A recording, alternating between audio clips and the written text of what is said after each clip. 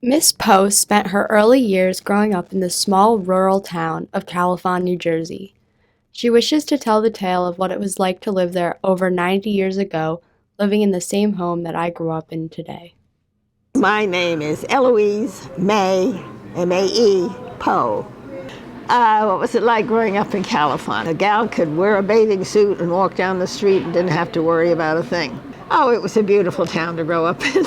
You knew every name in town. Everything we wanted was right there. I left there in 43 after I graduated from high school. Used to walk the railroad tracks a mile up the tracks to Wise's Pond. We spent all summer long. There was a big rock out in the middle. We could swim as far as the big rock, and then you could stop and get your breath. You had to walk across the dam in order to get to what we called Island Park. And there was a big rope on a tree. Swing out over the water and drop off. That's what we did at Wise's Pond. Like I say, we swam all summer and we ice skated all winter. And the river was frozen at least a foot thick all winter long. Well, we rode bicycles. Outside the dining room window, my dad put up a bike stand because every kid in town had a bicycle, and they all came to my backyard because I had a badminton court. Yeah, kids were always at my house. I would walk to school, Califon Grammar School. It was a 4-room schoolhouse. The kindergarten teacher boarded at our house.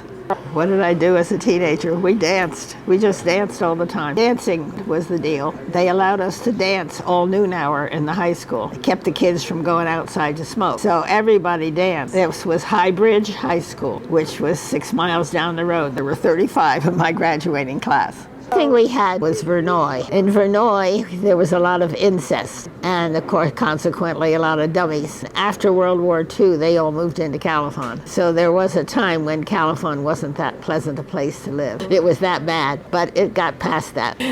We had blackface minstrel shows, and we had a minstrel show every year in Califon. Of course, now you wouldn't dare have. We had the talent show ahead of the minstrel show. Most of the men in town were part of the minstrel chorus. That happened every year at the firehouse. In the hills around Califon, there was Ku Klux.